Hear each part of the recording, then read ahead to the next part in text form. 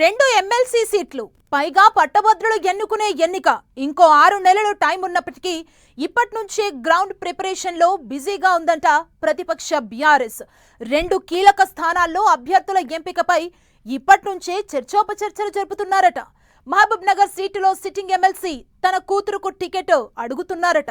ఇక ఓరుగాల్లు సీటులో గత ఎన్నికల్లో పోటీ చేసే నేతకు అవకాశం కల్పించడంపై డిఫరెంట్ ఒపీనియన్స్ వ్యక్తమవుతున్నాయట. సామాజిక సమీకరణాలే కీలకం కాబోతున్నాయా?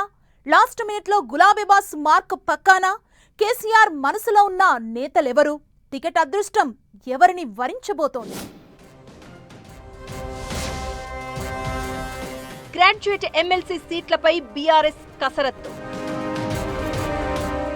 మహబూబ్ నగర్, రంగారెడ్డి, హైదరాబాద్ టికెట్ పై ఉత్కంఠ. వరంగల్, ఖమ్మం, నల్గొండ స్థానంపై కూడా సస్పెన్స్. ఎమ్మెల్సీ వాణిదేవి ఈసారి పోటీ చేయబోరనే ప్రచారం.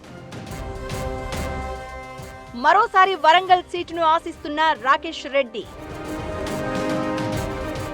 ఉద్యమకారులకు అవకాశం ఇవ్వాలని డిమాండ్. గ్రాడ్యుయేట్ ఎమ్మెల్సీ ఎన్నికలకు ఇంకా చాలా టైం ఉన్నా బీఆర్ఎస్ లో మాత్రం అప్పుడే టికెట్ రేసు ఆసక్తికరంగా మారింది. ఒకవైపు sitting MLC second time contest చేయడంపై సస్పెన్స్ కొనసాగుతూ ఉండగా, మరో సీటులో పోటీ చేసి ఓడిన నేతకు మళ్లీ ఛాన్స్ దక్కుతుందా లేదా అన్న సస్పెన్స్ కొనసాగుతోంది. దీనికి తోడు సామాజిక సమీకరణాలు, కొత్త ముఖాలు, లాస్ట్ మినిట్ సర్ప్రైజులు ఇలా ఎన్నో ఈక్వేషన్స్ ఉన్న నేపథ్యంలో తుది నిర్ణయం మాత్రం కేసీఆర్ చేతుల్లోనే ఉందని పార్టీ వర్గాలు చెబుతున్నాయట. దీంతో రెండు గ్రాడ్యుయేట్ ఎమ్మెల్సీ స్థానాలకు అభ్యర్థులు ఎవరు అనే అంశం ఇప్పుడు గులాబీ రాజకీయాల్లో హాట్ టాపిక్ గా మారింది.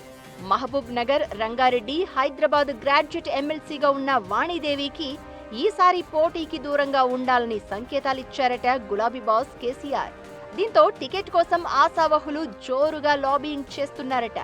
వాణిదేవి తప్పుకుంటే కొత్త ముఖాన్ని బరిలోకి దింపాలా లేక అనుభవజ్ఞుడికే అవకాశం ఇవ్వాలా అనే దానిపై డిస్కషన్స్ నడుస్తున్నాయని అంటున్నారు. ఇదే సమయంలో బీసీ అభ్యర్థికి అవకాశం ఇవ్వాలన్న అభిప్రాయం కూడా కొందరు నేతల నుంచి వ్యక్తమవుతోందట. మహబూబ్ నగర్, రంగారెడ్డి, హైదరాబాద్ స్థానాలకు సంబంధించి మరో ఆసక్తికర ప్రచారం కూడా సాగుతోంది. వాణిదేవి బరిలో లేకపోతే ఆమె కుటుంబం నుంచే మరో పేరు తెరపైకి రావచ్చనే టాక్ వినిపిస్తోంది. అదే సమయంలో చదువుకున్న వర్గాల్లో మంచి గుర్తింపు ఉన్న ఓ రిటైర్డ్ ఐఆర్ఎస్ అధికారిని పేరును కూడా పార్టీ పరిశీలిస్తున్నట్లు ప్రచారం జరుగుతోంది.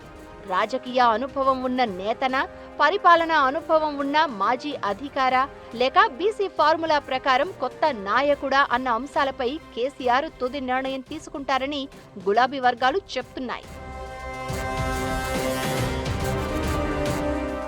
ఇక వరంగల్, ఖమ్మం, నల్గొండ గ్రాడ్యుయేట్ ఎమ్మెల్సీ స్థానం పైన బీఆర్ఎస్ దృష్టి పెట్టినట్లు తెలుస్తోంది. ఈ సీటు బీఆర్ఎస్ కంచుకోటగా ఉంది.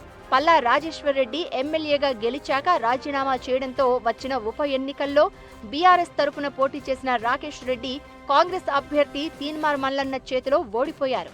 దీంతో ఈసారి కూడా టికెట్ తనకే వస్తుందనే నమ్మకంతో ఆయన ప్రచారం చేస్తున్నారట. అయితే పార్టీలో మరో వర్గం భిన్నంగా ఆలోచిస్తోందట. బీజేపీ నుంచి పార్టీలోకి వచ్చిన రాకేష్ రెడ్డికి గత ఎన్నికల్లోనే అవకాశం ఇచ్చినందున ఈసారి మాత్రం తెలంగాణ ఉద్యమంలో పార్టీ కోసం పనిచేసిన ఉద్యమకారుల్లో ఒకరికి అవకాశం ఇవ్వాలని కొందరు సీనియర్ నేతలు కేసీఆర్ దృష్టికి తీసుకెళ్లినట్లు చర్చ జరుగుతోంది. దీంతో వరంగల్ ఎమ్మెల్సీ టికెట్ ఎంపిక కూడా ఆసక్తికరంగా మారిందట. మొత్తానికి రెండు గ్రాడ్యుయేట్ ఎమ్మెల్సీ స్థానాలకు ఇంకా ఎన్నికల షెడ్యూల్ కూడా రాకముందే బీఆర్ఎస్ లో టికెట్ రాజకీయం ఊపందుకుంది. ఒకవైపు వాణిదేవి నిర్ణయంపై ఉత్కంఠ, మరోవైపు వరంగల్, ఖమ్మం, నల్గొండ స్థానంలో రాకేష్ రెడ్డికి మరోసారి అవకాశం దక్కుతుందా లేక ఉద్యమకారుడికి ఛాన్స్ ఇస్తారా అన్న దానిపై ఉత్కంఠ కంటిన్యూ అవుతోంది.